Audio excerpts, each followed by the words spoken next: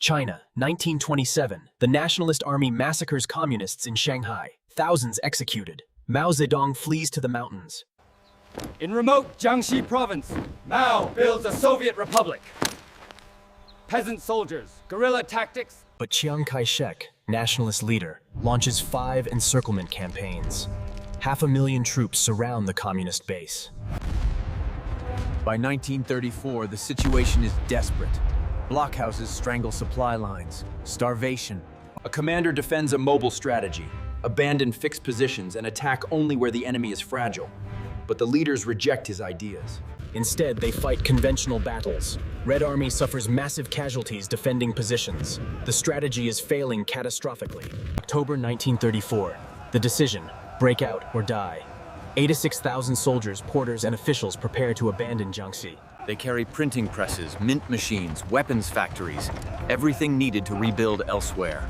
The long march begins. The route. 6,000 miles through 11 provinces. Mountains, rivers, deserts. October 16, 1934. Under cover of darkness, the Red Army breaks through nationalist lines. Chiang's forces pursue. Air raids, ambushes, constant harassment. The communists march west, then north, seeking safety. November 1934. They reach the Xiang River in Guangxi. The crossing point is narrow. Nationalists wait on the far side. For 5 days, they fight to cross. Artillery rains down. Machine guns sweep the riverbanks. A massacre. 40,000 casualties. Bodies floating downstream. Equipment abandoned. The Red Army is shattered, demoralized, leaderless. Of the 86,000 who left Jiangxi, only 46,000 remain. The march has barely begun. December 1934. The survivors reach Guizhou province. Harsh terrain offers temporary refuge, but leadership crisis deepens. Otto Braun, German Comintern advisor, has led them to disaster. Conventional tactics against superior forces. The party fractures. Mao seizes the moment. His rural strategy, peasant focus, guerrilla warfare, proven in Jiangxi before encirclement. He demands leadership. January 1935, Zunyi Conference. Communist leaders meet in a captured town. Mao argues for 3 days straight. He wins. Mao becomes de facto military leader. The strategy changes immediately. No more frontal assaults. From now on, mobility, deception, picking battles. Fight only when victory is certain. Retreat when enemy concentrates. Mao quotes Sun Tzu. When enemy advances, we retreat. When enemy rests, we harass. When enemy tires, we attack. The Red Army transforms. Soldiers become propagandists. Every village visited, peasants organized. Communist message spreads like wildfire. Nationalists control cities and railroads. But the countryside, the villages, the mountains, these become communist territory. February 1935. Mao's first test. 4 nationalist divisions pursue the Red Army to a river crossing. Trap closing. Mao fights north, then doubles back south. Crosses the same river 4 times, confusing pursuers. Brilliant maneuver. Chiang's generals chase ghosts. By the time they realize the trick, the Red Army is gone. Escaped again! March 1935. The communists capture Zunyi again, then abandon it. They're not holding territory. They're staying alive. But survival requires a destination. Where can they go? Nationalist armies everywhere. Warlords block every province. Mao proposes Shanxi province in the north. Remote, poor, but another communist base exists there, if they can reach it. The route ahead. Some of the most hostile terrain in China. Mountains higher than the Alps. Rivers in flood. April 1935. The Red Army reaches Sichuan. They must cross the Yangtze River, one of the widest in China. Nationalists destroyed all bridges and boats, except one ferry, heavily guarded. Mao's forces capture it in a night raid. 30,000 cross before nationalist reinforcements arrive. Another brilliant escape. But the price: constant exhaustion, disease, starvation. By May 1935, the Red Army is down to 25,000 fighters. More than 2/3 lost, yet they continue north. They march 25 miles per day, carrying wounded, equipment, propaganda materials. Speed is survival. Ahead lies their greatest test, the Dadu River crossing, where a similar army was massacred 70 years before. May 1935, the Dadu River, A gorge so narrow, cliffs rise vertically. Rapids rage 200 feet below. The only crossing, Luding Bridge. 13 iron chains spanning 300 feet. Wooden planks removed by defenders. On the far side, 2 regiments, machine guns, sandbags. Nationalists know the communists must cross here or die. May 29, 22 volunteers step forward. Communist assault team. Their mission, crawl across the chains under fire. They tie planks to their backs, grenades on their belts. At dawn, they begin crawling. Machine guns open fire. Bullets ricochet off chains. Men fall into the river below. The survivors keep crawling. 3 reach the far side. They throw grenades. More communists follow across the chains.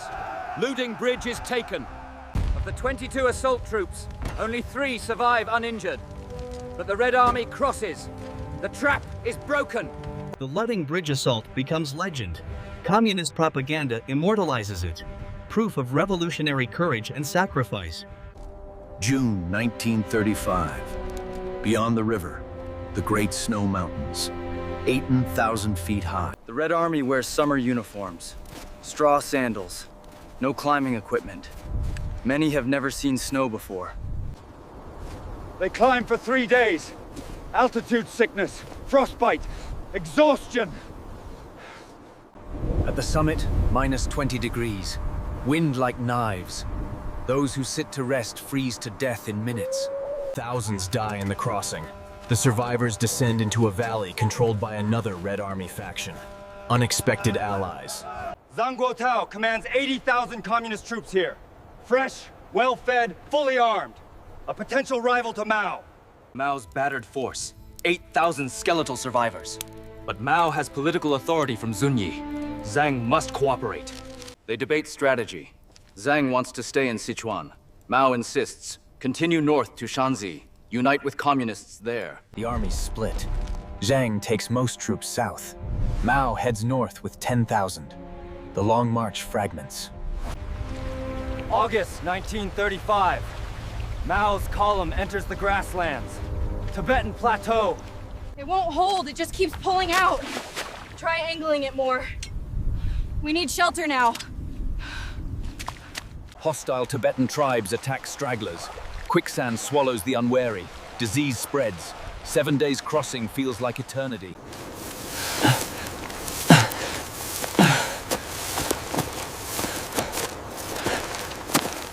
The Red Army, now down to 7,000, attacks at night.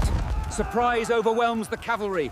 Final barrier broken. October 19, 1935. 13 months after leaving Jiangxi.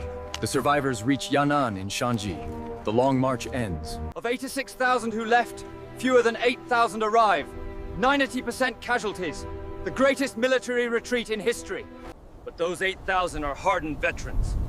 True believers. The core of a future army that will conquer China. Mao transforms disaster into propaganda victory. The march becomes myth, proof of communist destiny, courage, sacrifice, invincibility. In Yan'an, they build a new base, cave headquarters, printing presses, training schools, a state within a state. Yan'an, 1936. Communist headquarters carved into Lewis caves. Spartan conditions. Peasants flock to the communists. Why? Land redistribution, debt forgiveness. Respect! The nationalists offer nothing. Mao's strategy. The countryside will surround the cities. Peasants, not urban workers, are China's revolutionary class. Every soldier is a teacher. Propaganda teams explain communism in simple terms. Read to illiterate villagers. Organize women. July 1937, Japan invades. The Marco Polo Bridge incident. Full-scale war erupts. China faces annihilation. Chiang Kai-shek faces impossible choice. Fight communists or fight Japan. Cannot win both wars simultaneously. December 1936. Chiang kidnapped by his own generals in Xi'an. Forced to negotiate. Second United Front formed. Communists and nationalists unite against Japan. Officially. In reality, each side prepares for the civil war after. Mao's directive: 70% expansion, 20% nationalists, 10% Japan. The real enemy is Chiang. While nationalists fight Japan head-on, communists wage guerrilla war. Ambush supply lines, avoid major battles, survive. September 1937, Pingxingguan ambush. Lin Biao's forces destroy a Japanese division. Communists prove they can fight. But mostly, communists expand territory behind Japanese lines, organize peasants, build parallel government, controlled chaos. The 100 Regiments Offensive, 1940. Largest communist operation. Attacks rail lines, mines, bridges. Japan retaliates brutally.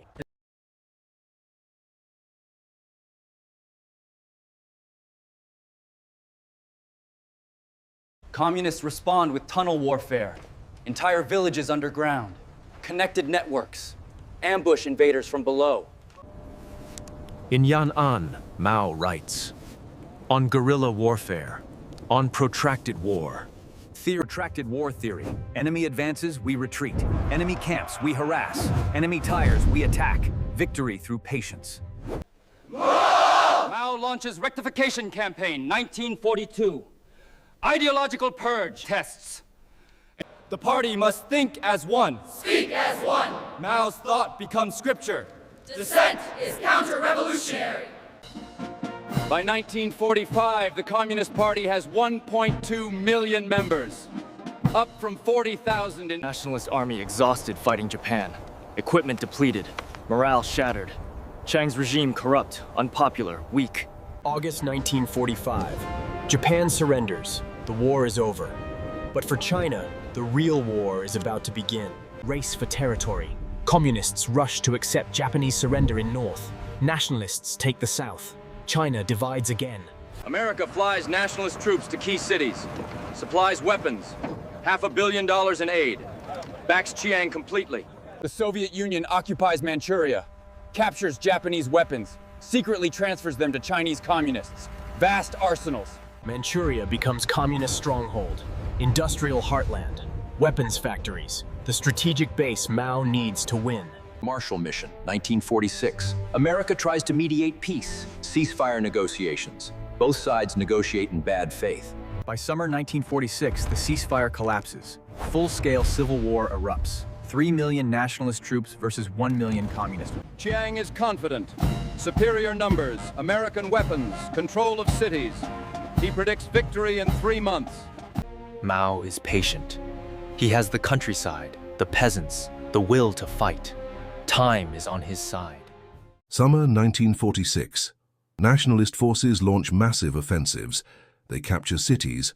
Communist forces retreat into the countryside. Chiang declares imminent victory, but Mao's strategy is deliberate. Trade space for time.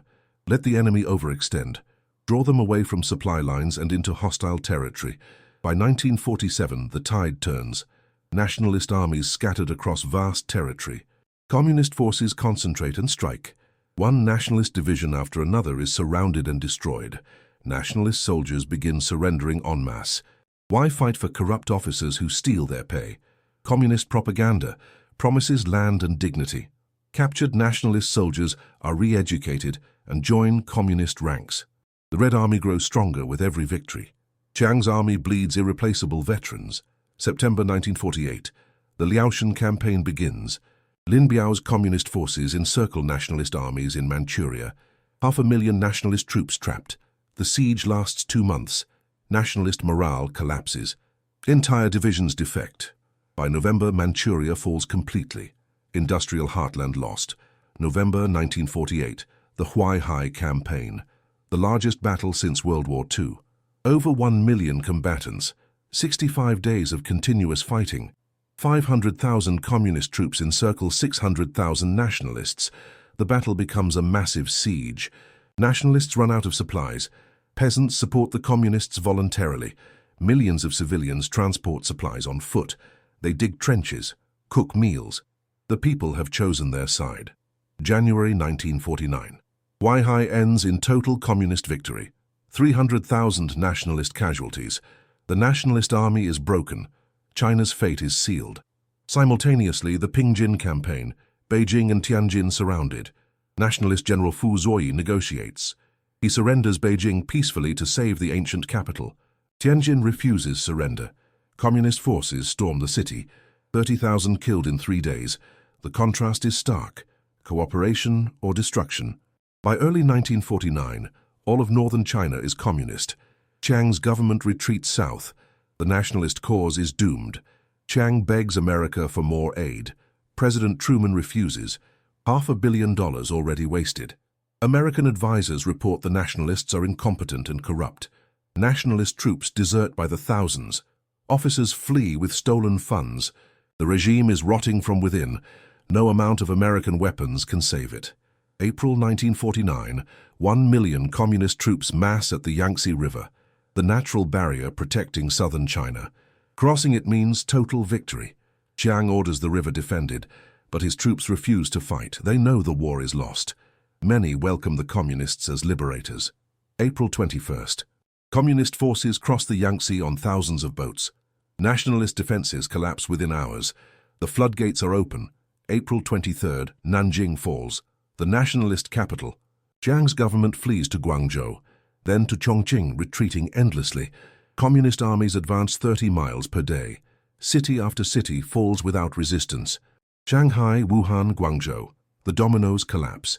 In each captured city, communists execute landlords and nationalist officials. Public trials, revolutionary justice. The old order is being destroyed violently, but they also bring order. End corruption. Distribute food fairly.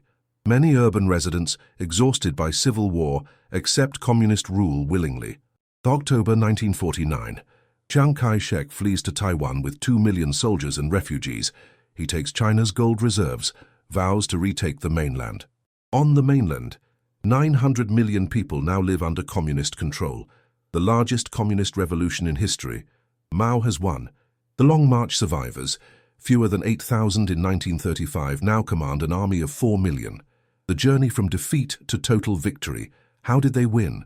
Superior strategy, peasant support, nationalist corruption, Japanese occupation weakening Chiang, Soviet aid, and Mao's ruthless determination. The nationalists had more soldiers, more weapons, more money. But they lost the people. In revolutionary war, that is everything. Mao's military theory proven correct. Protracted war, mobile warfare, political indoctrination, the peasants as the sea, the guerrillas as the fish. 22 years after the Shanghai massacre, 14 years after the Long March, 4 years of civil war. China belongs to Mao Zedong. September 30th, 1949. Beijing, Tiananmen Square. 300,000 gather for a historic announcement. The birth of a new nation. October 1st, 1949. 3 p.m. Mao Zedong ascends the gate of heavenly peace, declares the founding of the People's Republic of China. The crowd erupts. Tears, relief, pride.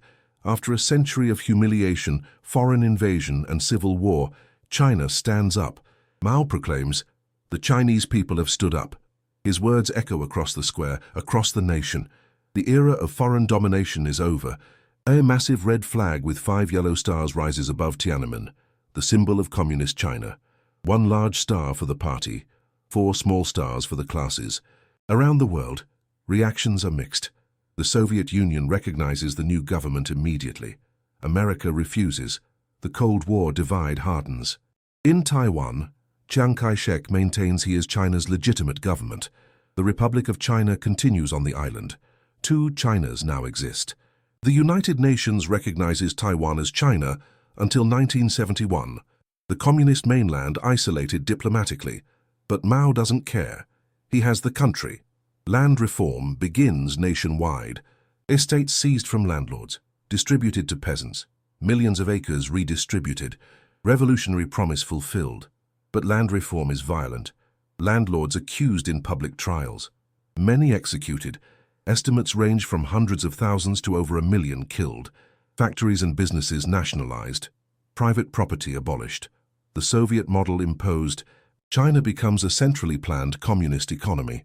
Women's rights expanded dramatically. Marriage law of 1950. Foot binding banned. Arranged marriages illegal. Women can own property and divorce. Mass literacy campaigns. Education for peasants. Healthcare expansion. Life expectancy begins rising. The revolution delivers tangible benefits for millions, but political control tightens. Thought reform campaigns. Anyone educated under the old system must be re-educated. Intellectuals denounced. Professors humiliated publicly. The party penetrates every aspect of life. Neighborhood committees, work unit surveillance. Everyone watches everyone. Dissent is impossible. October 1950. Korea. War breaks out. North Korea invades the South. America intervenes. Communist China faces crisis on its border. Mao decides to enter the Korean War. 300,000 Chinese troops cross the Yalu River. They push American forces back from China's border. The Korean War costs China hundreds of thousands of casualties, but proves the new nation can fight the world's most powerful military. The war also isolates China further. American trade embargo, UN sanctions.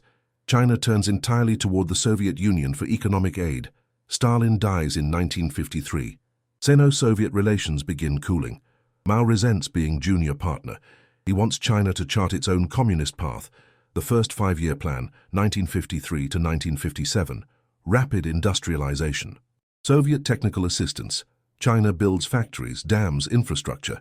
Economic growth accelerates, but agriculture is collectivized forcibly. Private farms become cooperatives. Peasants resist. Many are imprisoned or killed. Production drops initially. By 1956, Mao feels secure enough for liberalization. The 100 Flowers campaign. Let 100 flowers bloom. Let 100 schools of thought contend. Intellectuals invited to criticize the party.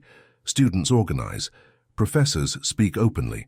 For a few months, China experiences relative freedom of expression. Then Mao reverses course. The anti-rightist campaign. 500,000 intellectuals labeled enemies, sent to labor camps. Careers destroyed, families ruined. It was a trap. Mao wanted to identify dissidents. Now they are purged. Silence descends.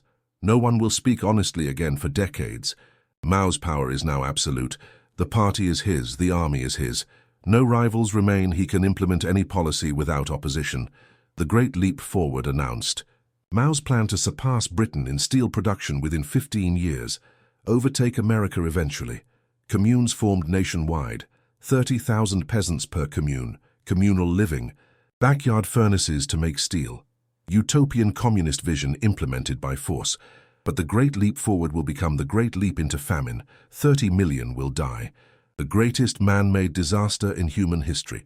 The Great Leap Forward, 1958 to 1962. Catastrophic policies. False production reports. Grain seized from starving peasants. 30 million die of hunger. Mao privately admits error but never publicly. He steps back from day-to-day leadership. Liu Shaoqi and Deng Xiaoping implement reforms. Economic recovery begins. But by 1966, Mao fears losing power. He launches the Cultural Revolution. Red Guards mobilized. Young revolutionaries attack the old order. Teachers beaten. Intellectuals humiliated. Cultural treasures destroyed. Universities closed. An entire generation's education lost. 10 years of chaos. The Cultural Revolution purges Mao's rivals. Liu Shaoqi dies in prison. Deng Xiaoping exiled. Lin Biao flees and dies in plane crash. Only Mao remains. By 1976, Mao is dying. Parkinson's disease, decades of smoking, he can barely speak. China exhausted. The revolution has devoured itself. September 9, 1976, Mao Zedong dies, age 82.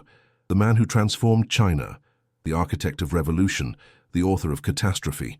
His body preserved in Tiananmen Square. A crystal coffin. Pilgrims still visit. The Communist Party cannot repudiate him without repudiating itself. Deng Xiaoping returns to power. Market reforms. Opening to the West. China begins economic transformation. Capitalism with Chinese characteristics. Today, China is the world's second-largest economy, a great power. Nuclear weapons, space program was global influence. Mao's dream of Chinese strength realized, but at what cost? The Great Leap famine, 30 million dead. The Cultural Revolution, 10 years of chaos, political repression, no democracy. Mao as military strategist was brilliant. The Long March, the guerrilla campaigns, victory against enormous odds. His tactical innovations influenced revolutionaries worldwide. Mao as political organizer was masterful, mobilizing peasants, building the party, maintaining control, creating a totalitarian state that survived him. But Mao as peacetime leader was catastrophic. The Great Leap, the Cultural Revolution, Tens of millions died from his policies. Progress through suffering.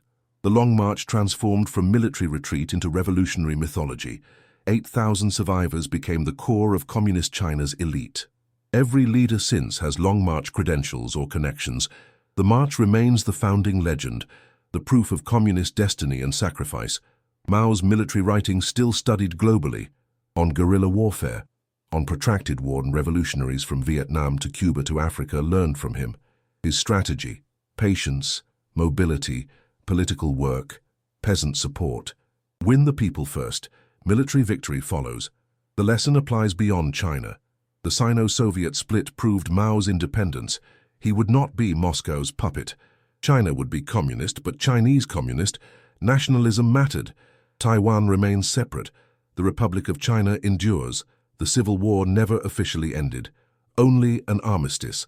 Two Chinas still claim legitimacy. Xi Jinping now leads China, invokes Mao's legacy, centralized power, personality cult, national rejuvenation. The Communist Party remains supreme. The Long March teaches that defeat can become victory, that willpower and strategy can overcome material disadvantage. That time is a weapon. It teaches that whoever wins the peasants wins the country. That ideology can motivate soldiers to endure impossible hardships. That belief matters. But it also teaches the cost of revolution. Millions dead, families destroyed, decades of political violence. The price of remaking a civilization. Chiang Kai-shek died in Taiwan in 1975, still claiming to be China's legitimate ruler. The nationalists lost because they lost the people's trust. The communist victory was not inevitable. Better nationalist leadership could have won. Less corruption, real land reform, genuine popular support. They failed. Mao succeeded because he understood peasant China. He spoke their language, addressed their grievances, gave them purpose. He won hearts before battles. The Long March covered 6,000 miles, 11 provinces, 18 mountain ranges, 24 rivers, 368 days, an epic of endurance. From 86,000 to 8,000, 90% casualties, but those 8,000 rebuilt the Communist Party, conquered China, changed history forever. The question remains, was Mao a liberator or a tyrant, a genius or a monster? Perhaps he was both. History is rarely simple. China today is his complicated legacy. The Great Leap Forward, 1958 to 1962. Catastrophic policies, false production reports. Grain seized from starving peasants. 30 million die of hunger. Mao privately admits error, but never publicly. He steps back from day-to-day leadership. Liu Shaoqi and Deng Xiaoping implement reforms. Economic recovery begins, but by 1966, Mao fears losing power. He launches the Cultural Revolution. Red Guards mobilized. Young revolutionaries attack the old order. Teachers beaten. Intellectuals humiliated. Cultural treasures destroyed. Universities closed. An entire generation's education lost. 10 years of chaos. The Cultural Revolution purges Mao's rivals. Liu Shaoqi dies in prison. Deng Xiaoping exiled. Lin Biao flees and dies in plane crash. Only Mao remains. Meanwhile, Sino-Soviet relations collapse completely. Border clashes in 1969. Nuclear war nearly erupts. China and the Soviet Union become bitter enemies. Mao realizes China needs new allies. America is enemy of the Soviet Union. The enemy of my enemy is my friend. Secret diplomacy begins. Ping-pong diplomacy. American table tennis team visits China. A sports exchange becomes political breakthrough. The world watches in amazement. February 1972. President Nixon arrives in Beijing. Meets Mao personally. The Cold War realignment. China and America begin normalization. The Soviet Union is isolated. Mao's health deteriorates rapidly. Parkinson's disease. He can barely speak. But his word is still law. China awaits his death with fear and hope. September 9, 1976. Mao Zedong dies, age 82. The man who transformed China. The architect of revolution. The author of Catastrophe. Massive state funeral. Millions mourn publicly, but privately, relief. The era of constant political campaigns is over. China can finally rest. Within a month, the Gang of Four arrested Mao's radical allies. His widow Jiang Qing imprisoned, the ultra-leftists purged, Moderate reformers seize power. Deng Xiaoping returns from exile, becomes China's paramount leader. His vision, economic reform, opening to the world, pragmatism over ideology. Deng's famous phrase, "It doesn't matter if a cat is black or white, as long as it catches mice." Results matter more than ideology. Agricultural communes disbanded. Peasants can farm privately again. Productivity explodes overnight. Food becomes abundant. The famine era ends. Special economic zones created. Shenzhen, a fishing village, becomes a capitalist laboratory. Foreign investment welcomed. Private businesses allowed. Capitalism with Chinese characteristics. The economy grows at unprecedented rates, 10% annual growth. Poverty drops dramatically. Hundreds of millions lifted from subsistence to middle class. But political reform lags behind economic reform. The Communist Party maintains absolute control. One-party dictatorship continues. Democracy is not negotiable. April 1989. Hu Yaobang dies. A reformist leader. Students gather in Tiananmen Square to mourn him. The gathering becomes a protest. Demands for democracy, freedom of speech, end to corruption. The protests grow. 1 million people fill Tiananmen Square. The world watches nervously. Deng declares martial law. The protests continue. June 3rd. The army enters Beijing.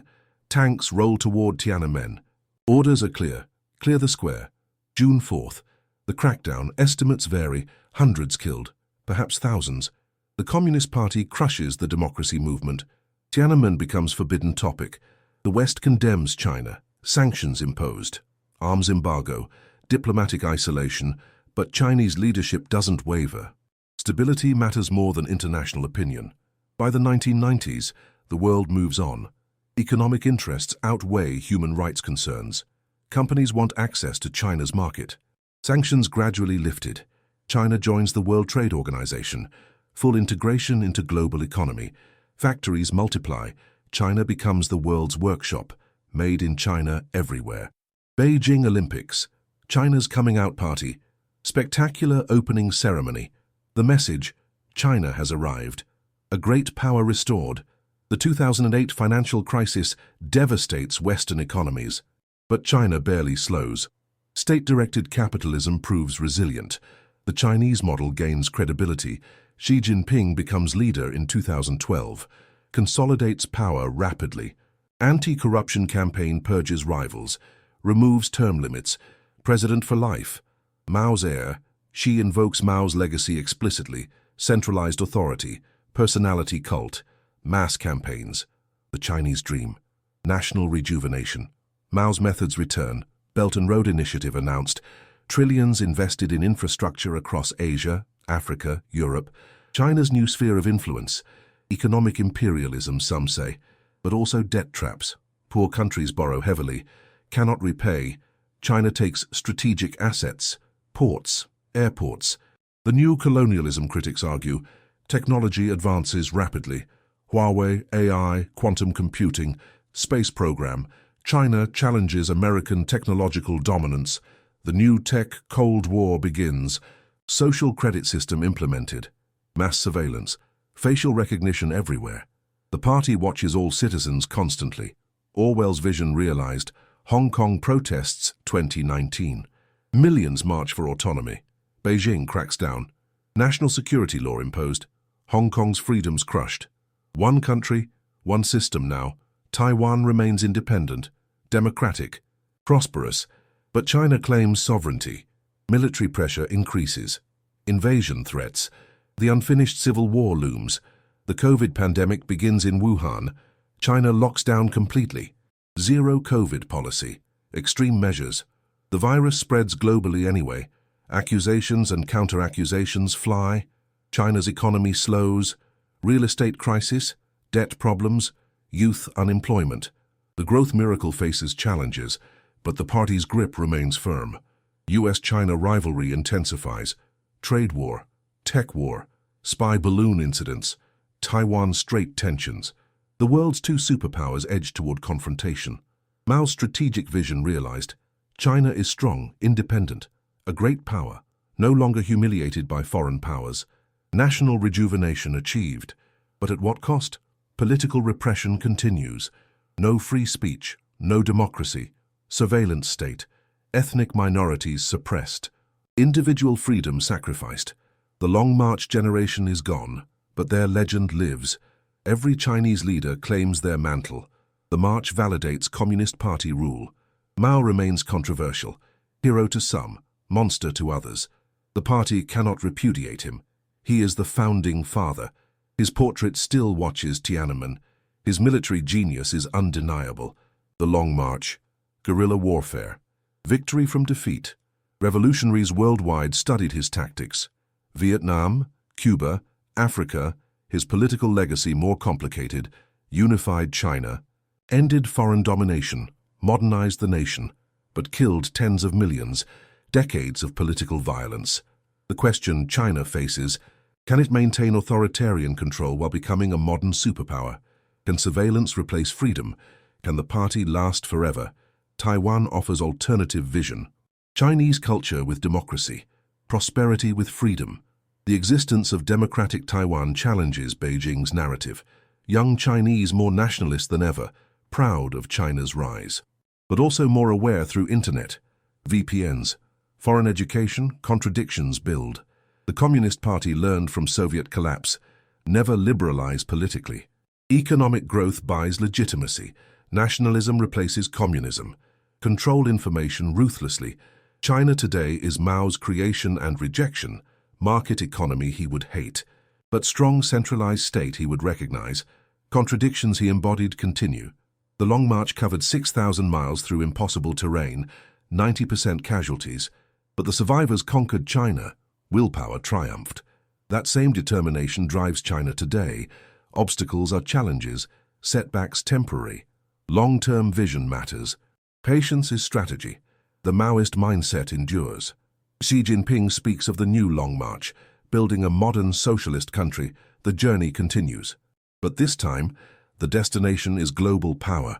The world watches China with mix of awe and fear, its economic might undeniable, its political system alien, its ambitions unclear. History's question mark. Mao died believing China would be strong. He succeeded. China is powerful. But is it free? Is it just? Can power without accountability last? History will judge. The Long March teaches that ideology can move mountains, that belief sustains through suffering, that victory comes to those who endure. China embodies that lesson. But it also teaches the cost of revolution. Millions dead, decades of chaos, families destroyed. The price of remaking civilization. China paid it fully. Taiwan teaches different lesson. That Chinese people can be democratic, that prosperity and freedom coexist, that the party's rule is choice, not necessity. The civil war never truly ended. Two Chinas still exist, two systems, two futures, both claiming the mandate of heaven. History paused, not concluded, from the Long March to the Belt and Road, from 8,000 survivors to superpower, from isolated to global. China's transformation is history's most dramatic, but transformation is not complete. Challenges remain: aging population, environmental crisis, technology dependence, rival superpower, internal tensions. The journey continues. Mao's ghost watches over China, his portrait on Tiananmen, his body in the mausoleum, his legacy in every policy debate. He is inescapable. Was he liberator or tyrant, genius or monster, builder or destroyer? Perhaps all of these. Great historical figures contain multitudes. Mao certainly did. The Long March began as military disaster, became revolutionary mythology, now serves as national metaphor. China's journey from weakness to strength, suffering to success. But mythology obscures reality. 8,000 arrived in Yan'an. 78,000 died on the march. The cost of legend is always blood, always forgotten blood. China's rise is impressive, but it follows pattern Mao established. Sacrifice individuals for collective, suppress dissent for stability, control everything for strength. The question remains: can this model sustain?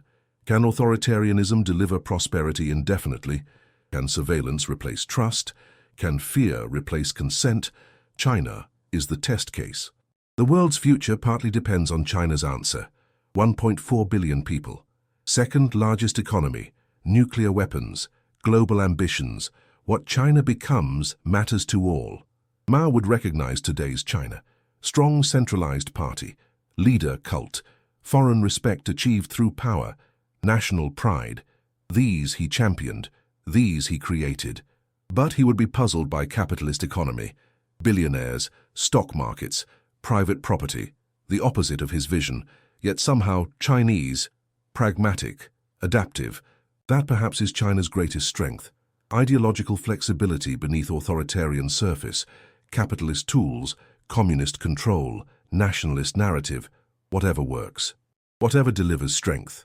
The Long March lives in memory, but modern China walks different path, not through mountains and rivers, through markets and technologies. The terrain changes. The journey continues. From 86,000 to 8,000. From 8,000 to 4 million. From 4 million to 1.4 billion. From survivors to superpower. The arc of Chinese communism, Mao Zedong, born 1893, died 1976, changed China, changed the world, created the modern Chinese state, killed tens of millions. Both things true. Both things permanent. His tactical genius still studied, his political methods still applied, his ruthlessness still remembered, his legacy still debated. History has not finished with Mao. China has not finished with itself. The tensions remain. Prosperity versus freedom, growth versus sustainability, power versus legitimacy, control versus creativity. The contradictions Mao embodied live on. The Long March ended in Yan'an, October 1935, but China's march continues. Toward what? Prosperity, democracy, hegemony, collapse? No one knows. History is being written now. This is Mao's art of war. Not just military tactics, but grand strategy. Patience, flexibility, ruthlessness, long-term vision, sacrifice today for tomorrow. China embodies this still.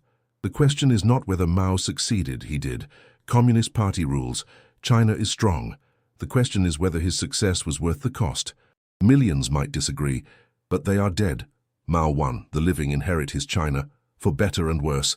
The most populous nation, the rising superpower, the authoritarian alternative. Mao's ultimate legacy,